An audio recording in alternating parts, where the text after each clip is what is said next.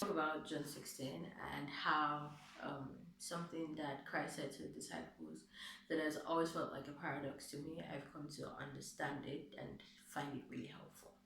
So in John 16, Christ knows that his time is short, he's going to be betrayed and crucified soon. And he's telling the disciples about the things that are to come. And it's in this chapter that he has the quite interesting job of telling them that they're going to be persecuted. Some of you are going to be killed for the sake of the gospel. And, he just basically tells them all of these borderline horrible things that are going to happen in the days to come. And he crowns it all at the end by saying to them, I have told you these things so that in me you may have peace. In this world you will have many troubles, but be courageous because I will overcome the world. I always found that like really paradoxical. Like, how do you look somebody in the eye, tell them you're going to be persecuted, you may even be killed, but I have told you that these horrible things are going to happen so that in me you may have peace. Like, how is that knowledge supposed to bring anybody peace? Um, that's what I've always thought. And I think that I've come to understand it better in the past months. Over the past like 15, 18 months, the things that God has talked to me the most about, two things that He's talked to me the most about, have turned out to be the most excruciating, I mean, like, hardest processes that I've ever gone through. And I remember when you first started talking to me about these things that were to come, you get the headline like, this is gonna happen, this is where I'm taking you. And you're like, I was excited because, like, yeah, I love that, this seems good. And um, when he started to break down like the process and the journey to this place, my attitude changed from this seems good to I don't want to do this. That sounds excruciating. I don't want any part of that. That's not me. Like, it is not. It's not Raya. It's not me. You know. I remember he had told me something in October 2018. And he had told me about the process. He had given me a glimpse into the process, and I was just like, no, and I'd struggled, but come to that point of um, not my will, but yours, right? I like my attitude was I would not ordinarily do this. I would not ordinarily choose this process, but if that's what you want, then I'm going to do it. Like, and so I thought it was going to be like quick, and we'll be over, but nope, still on it.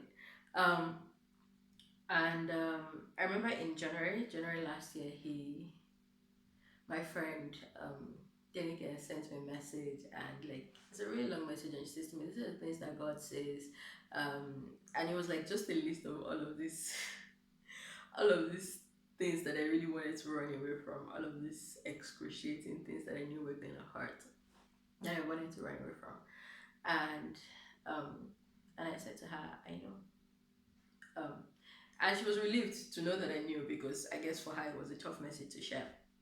Um, but I said to her, I know, and like even the scriptures you backed it up with are things that he's already told me, and but by the time I got into the thick of things, what I realized was he had spoken to me by the Holy Spirit, he had spoken to me through the scripture, he had sent me witnesses like Denike, so that in the thick of things, I couldn't back down. I couldn't say, maybe this is just my mind, maybe God didn't really say. Because to be honest, like with one of them,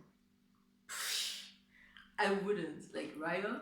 No, no, like I wouldn't on my own. I would not. I would have been like, yeah, no, this does not look like it for me. I'm out. Like that would have been my attitude on a regular day. But what I found was because I said to him that I understand that this is what you want and I'm going to submit to it. I could, not I could, honestly. Sometimes it's been fighting to the nail. Um, to get to the point of humbly saying, can you help me? I don't know what to say to this. I don't know how to move forward with this. I don't know how to handle this. I really just want to turn my back on this, but what do I do? and it's in that place of humility and listening to his instructions. Doesn't make it easier. Nope. Um, still going through it. Like, still going through it. But all of this was happening, these two things that and those were the two things that he had spoken to me the most about. I guess maybe because he knew they were going to be the things that I would probably have backed out from. All of those things were happening in the middle of what has been like the most phenomenal, like absolutely phenomenal time of my life. And I was like in this place of just seeing just this list of dreams that I hadn't even had on my own, but like dreams that he had given me, and like just ticking it off, like, okay, yeah, you said this was gonna happen, and seeing it happen, and like just ticking off stuff. And then like just, even one of the two things, seeing it happen, and the other one just being like, I don't wanna do this. And I remember one morning I was like so broken, and I said to him, I don't want to do this. Why? Like, why do I have to? And he said to me, how do you feel? And, I said to him, I feel hurt. I feel angry. I feel like you're not in this with me. I feel like you're just like watching me go through this, and God said to me, are you surprised? I'm like, what do you mean? He said, are you surprised by any of these feelings you're going through? And I thought about it and I realized, no, he had told me that those things were going to happen, and he had told me it was only part of the process. So why was I surprised that I was hurt? Or why was I surprised that it was excruciating? Why was I surprised? I shouldn't have been, but I guess I'm human, so like you're still going to feel all the emotions, right? I understood for the first time what it must have been being like for the disciples. It's like he's told you all of these things so that you won't be caught by surprise, so that when you're in the thick of it, you may have some peace knowing that you already know the end result, right? You know how this is going to turn out. You know what he has said. You know that this is perfectly smack dab in the middle of his will. And for me, that has been such a comfort in what would, to be honest, on its own, it probably wouldn't have been agonizing, because I would have just been like, nope, not doing this. Yeah, but it's been just that process of submitting to him and humbly asking for help and humbly saying, I don't see the way out, but what should I do? And I realized that what he was doing in John 16 for the disciples and what he's doing for me is basically a reiteration of what he said in Isaiah. When you pass through the waters, they will not drown you. When you pass through the fire, it will not burn you. He's saying that sometimes the process, like, is gonna look like that. Sometimes the process is gonna look like many waters rising, but they won't drown you. And I wanted to share this because we're at the beginning of the year, and for many people, it's like such an optimistic time, and it's such a great time of goal setting, of knowing what God has said, and like being really excited. And I wanted to say that some of it is going to be like a breeze, and it's going to be absolutely phenomenal. And some of it, the process may be hard. When the process gets hard, remember the words that he has spoken to you, and let your peace be found in those words that he knew, and you're in the middle of his will, and you can have peace in Christ because he has genuinely overcome the world.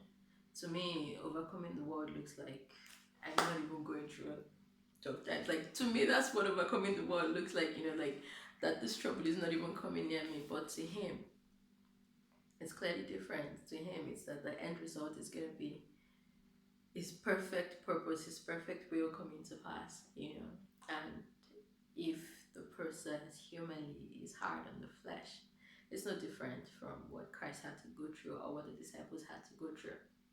So yeah, God has told us this thing so that in him we may have peace.